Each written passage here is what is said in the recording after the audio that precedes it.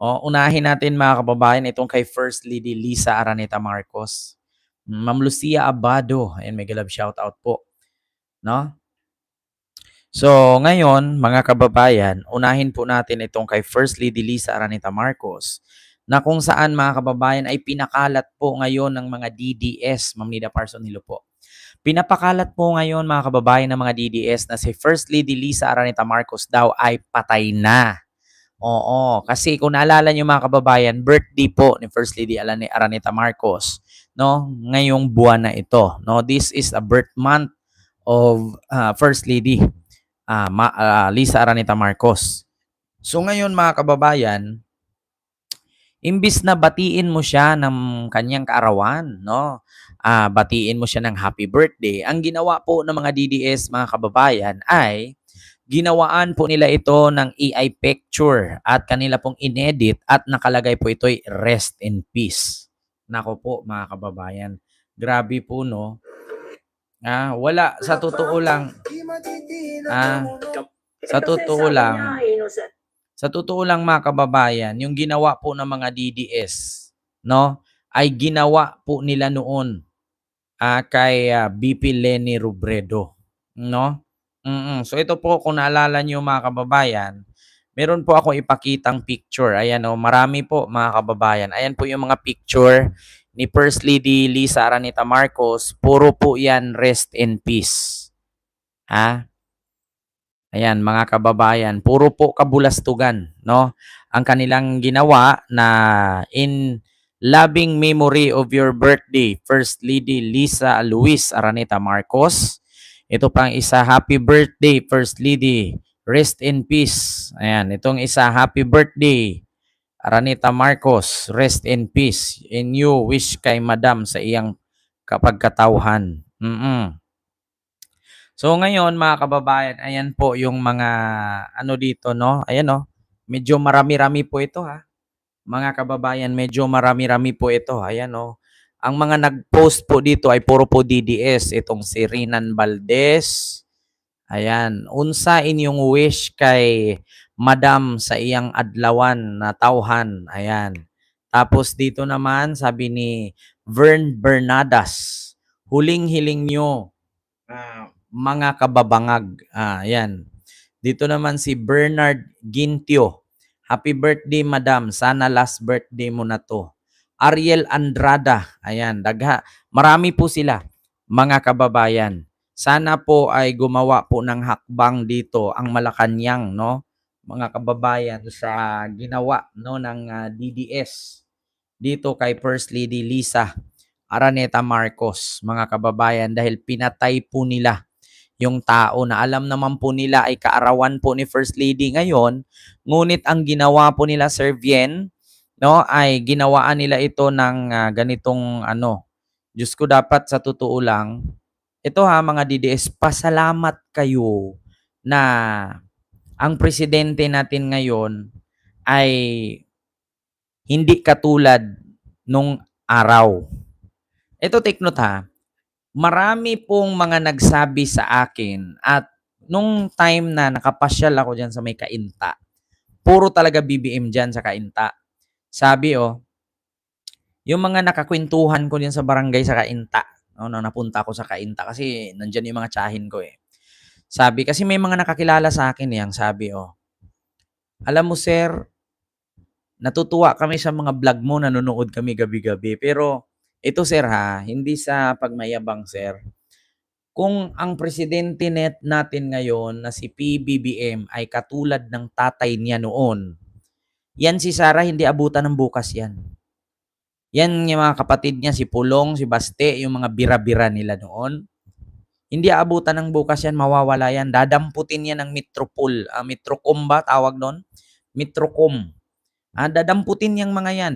Yung mga nang babastos, yung bangag-bangag, weak leader, dadamputin yan. Oo. So, totoo po ba yan mga kababayan? Sino pong nakaabot kay President Ferdinand Marcos Senior? No? Ma'am Rosana Ragudo, hello po. Sa totoo lang, ito po yung pinagagawa nila mga rest in peace. Ayan, rest in peace. Mga kababayan. Alam nyo, kung naalala nyo nga, Ah, 'di ba Ma'am Rosemary Calipho, Mamayla Guhit, ayan. So, sino pong nakaabot 'no, sa panahon ni Senior, Marcos Senior. Kasi kung noon pa daw 'yan ginawa, sa panahon nung tatay, talagang may kalalagyan ka daw. Gaano ba 'yan katotoo mga kababayan? Grabe daw yung kadisiplinado 'no, yung panahon nung tatay ni BBM. Kapagka merong kukontra sa gobyerno, lalo yung babastusin ang gobyerno, lalo na yung gagawa ka ng hindi maganda, talagang hindi ka abutan ng bukas, either damputin ka, malaman-laman na lang wala na, nasa kangkungan ka na lumulutang. Kaya pala sinasabi mga kababayan ng mga kritiko ni Marcos Senior na diktador, mas piliin ko pa nga yung ganun na ugali 'Di ba? Mas piliin ko pa yung gano'n ugali ang presidente para walang tumulad, 'no? Para hindi pamarisan. Biruin niyo, kung naalala niyo si Harry Roque, isa 'yan sa mga kritiko ni Aimee noon. Kung naalala ninyo si Harry Roque, binira ng binira si Aimee, kaya nga pumunta ng Amerika 'yan, eh. Kaya nga 'di ba kinuwento ni John Vic Remulla na pumunta si Harry Roque sa Michigan, doon nag-aral kasi natakot daw ang pamilya ni Roque na baka ipadampot daw kasi binastos daw ng binastos ni Roque si Aimee noon. Ito 'yun 'no, mga kababayan. Kaya nga sabi daw ni Harry Roque, ni John Vic Remulla na pagdating daw ni Harry Roque sa isang, dormitoryo, may mga lalaki daw, puro lalaki daw doon nakahubad. Ang lalaki daw ng burat. Sabi daw ni Harry Roque, "Oh my God, I'm home." Sabi daw gano'n.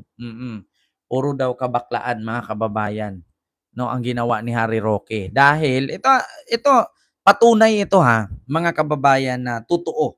Kasi bakit? Ito po 'yun, oh. Ito 'yun, oh, mga kababayan. Aimee Marcos, ayan na, wait lang, John Vic, ayan, to Harry Roque. Sa totoo lang kung naalala ninyo si ano mga kababayan, sino yung namatay?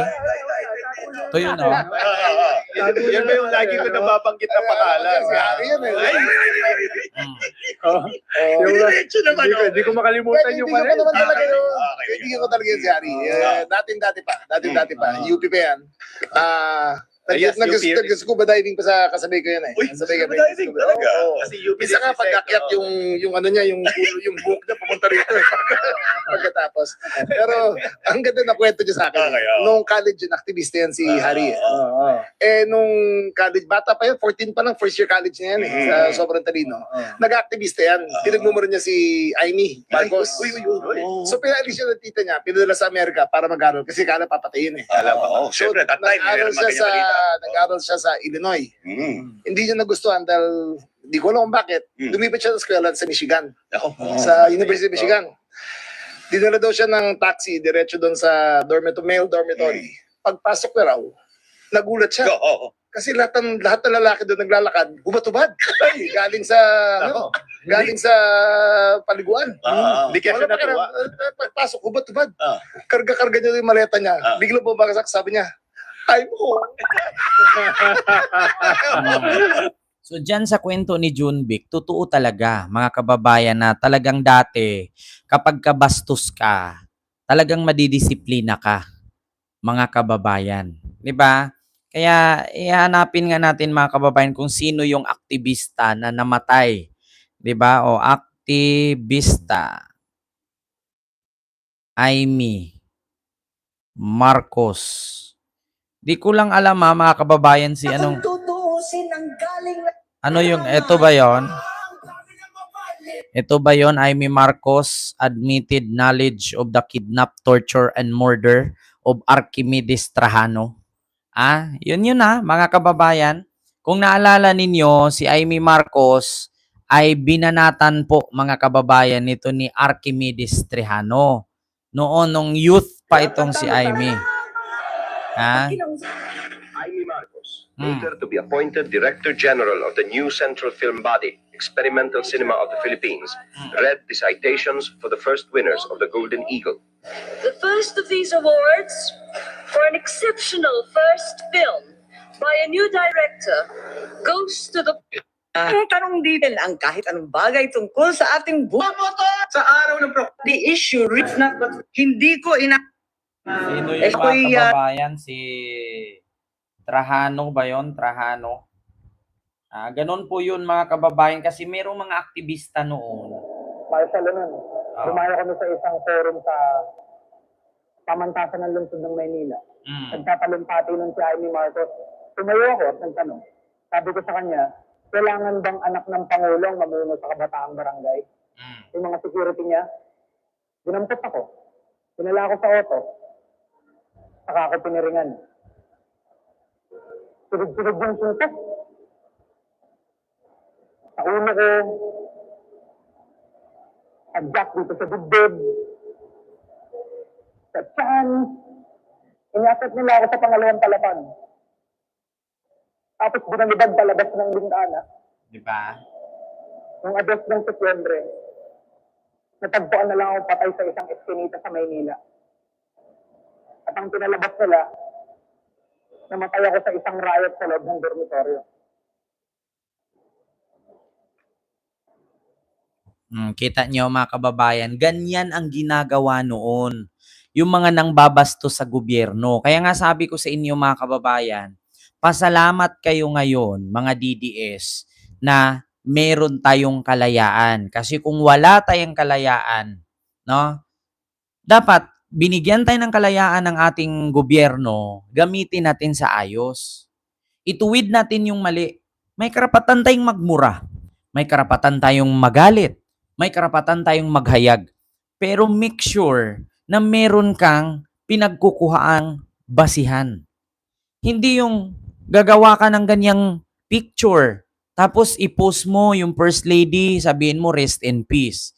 Ngayon, kapag ikaw ay ipinadampot, anong sasabihin mo na naman? Ginigipit. Political persecution. Di ba? Pero yung ginawa nyo yan, iniisip nyo ba? Iniisip nyo ba yan kung ano yung consequences? Katulad nung teacher, kung naalala nyo yung teacher na kakantutin daw, titirahin daw sa puwet, itong si Attorney Jesus Palsis. Alam nyo ba na meron sa Code of Ethics or Code of Conduct ng mga principal? Take note, principal pa yun na. Kakantutin daw, titirahin sa puwet. Biruin mo ha. Tapos kapag ka nakasuhan, kapag ka natanggal, so anong sasabihin? Ginigipit. Pinahirapan ni BBM. 'Di ba? Klarong-klaro naman. Kaya kayo nagaganyan dahil bastos kayo eh. Katulad niyan, gumawa kayo ng fake news na ang presidente patay na, ang presidente nasa St. Luke's. Ngayon kapag kinasuhan kayo, sabihin niyo ginigipit kayo. Kung gumawa kayo ng tamang balita, biruin niyo, sasabihin niyo merong colostomy bag. May butas na ang gilid, may cancer, may colon cancer. Kung ano-ano pinasok sa butas ng puwet ni BBM kaya nagkadugo-dugo. Di ba? Sabi ni ano yan? Sabi ni Bastian. Kung ano-ano daw kasing pinapasok kaya dumudugo. Kung sa panahon ni Apo Lakayan, pinagdadampot na kay mga animal. At may rason naman kung bakit kayo dadamputin. Pasalamat kayo ngayon. Malaya yung ginagawa ninyong ganyan. Di ba? Kung pareho pa si Marcos Jr. sa tatay niyang si Marcos Sr., ewan ko lang.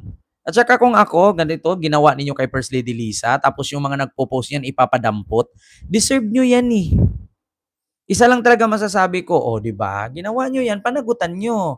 Kung martulina kayo yan, makasuhan kayo, makulong kayo. Deserve nyo yan. Tapos, dito na agad papasok ang kabataan, human rights.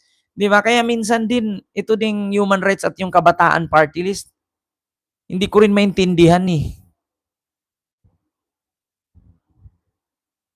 Di ba, Ma'am Cheryl Herrera? Sa totoo lang yung mga ganyan, yung mga matataas na posisyon sa gobyerno, babastusin nyo. Punta kayo ng Brunei. Punta kayo ng Brunei. Ganyanin nyo yung yung prinsesa. Ganyanin nyo yung Reyna o Reyna ng Brunei. Asawa ng hari. Subukan yung ganyan. Yung royal family, babuyin nyo ng ganyan. Sinabi ko sa inyo, ewan ko kung saan kayo pupulutin. Baka hindi kayo abutan ng bukas, sinadtad na kayo. Punta kayo ng Saudi. Punta kayo ng Arab country, ganyanin ninyo. Punta kayo ng North Korea, ganyanin ninyo yung mga leader sa kanila. Ewan ko lang kung saan kayo pagpupulutin. Pasalamat kayo, yung bansa at yung presidente natin, hindi binigyang halaga yung mga ganyang kaik-ikan. Bakit? Kasi kung papansinin ng presidente yan, hindi kakaunlad ng ating bansa yan. Di ba, Sir Jesus Beltran Jr.? Pero alam nyo, ang ginawa ng mga DDS, grabe, kalapastangan. Di ba, mga kababayan? Ma'am Nini TV Vlog, napaka-humble ng presidente. Napakabait. Kaya nga inaabuso eh. Di ba? So yun lang po, mga kababayan, yung aking reaksyon dyan sa ginawa nila kay First Lady Lisa na pinatay na nila. Mga demonyo talaga, no?